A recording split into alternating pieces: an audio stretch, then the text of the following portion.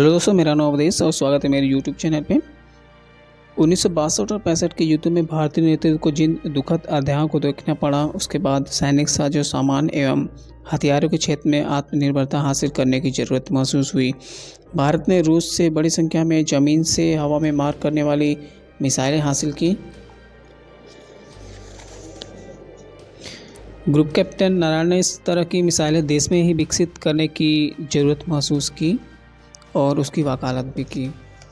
राटो motor एवं missile panel में साथ साथ काम करते हुए नारायण और मैंने ज़रूरत के अनुसार एक दूसरे के लिए शिष्य और गुरु की भूमिका निभाई।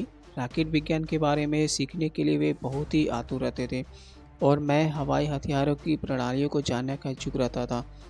नारायण के भीतर जो दृढ़ आत्मविश्वास था और उसे प्रयोग करने की उनमें जो प्रबल शक्ति थी, वह प्रेरणादायक थी।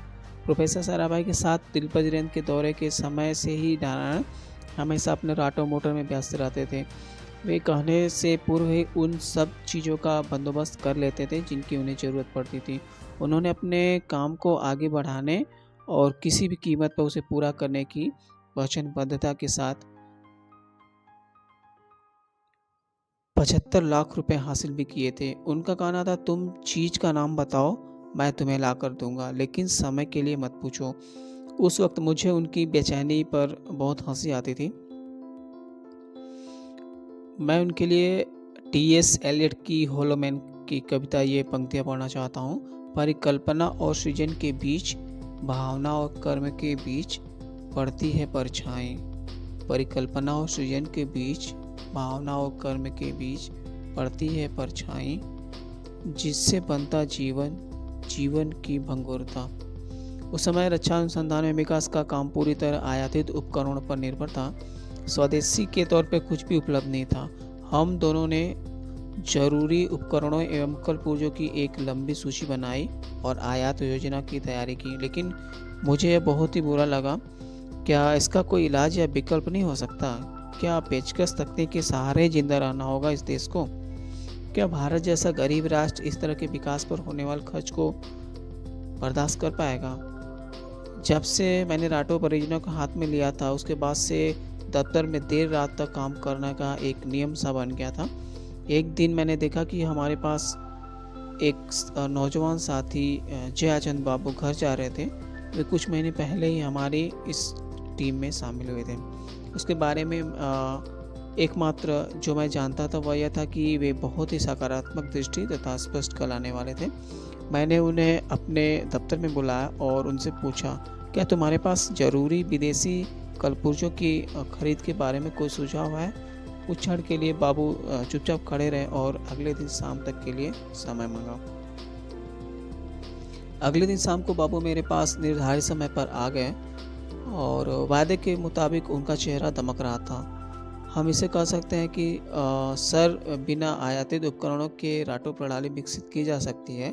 इसमें सिर्फ दो बड़ी दिक्कतें हैं, संगठन के प्रबंधन की और ठेकेदारी की। यही दो बड़े क्षेत्र हैं जिनसे हम आयात टाल सकते हैं। बाबू ने मुझे 7 बिंदु गिनाए और कहा, 7 मामलों में आज़ादी दी जाने की बात कही। ये मुख्य बातें थी। वित्तीय मंजूरी, काम सभी स्तरों पर न होकर सिर्फ एक व्यक्ति के हाथ में हो। परियोजना से संबंधित सभी कार्यों के लिए हवाई यात्रा की छूट मिले, चाहे वह व्यक्ति इसका हकदार हो या ना हो। सिर्फ एक ही व्यक्ति की जवाबदेही तय की जाए। परियोजना से संबंधित उपकरण सामान हवाई परिवहन से मंगाया जाए, जिससे निजी क्षेत्र को काम दिए जाएं। तकनीकी तुलना के आधार पर ही ऑर्डर दिए जाएं तथा संगठन के हिसाब किताब की प्रक्रिया और तेज हो। सरकारी विभागों में इस तरह की मांगे पहले कभी नहीं सुनी थी, फिर अब भी मुझे बाबू के प्रस्ताव ठोस एवं सही लगे। राटो परियोजना एक नए काम की शुरुआत थी और अगर इसमें कुछ नए नियम कायदे बना दिए जाते तो कुछ गलत भी नहीं था। मैंने सारी बातें बाबू की सुनी और रात में उस पर गहराई से विचार किया और अंत में इस निर्णय को प्रोफेसर साराभाई के समक्ष मैंने रखने का फैसला किया। प्रशासनिक उदारीकरण के लिए मेरी दलीलें सुनकर प्रोफेसर साराभाई ने बिना एक क्षण भी सोचे इन प्रस्तावों को मंजूरी दे दी।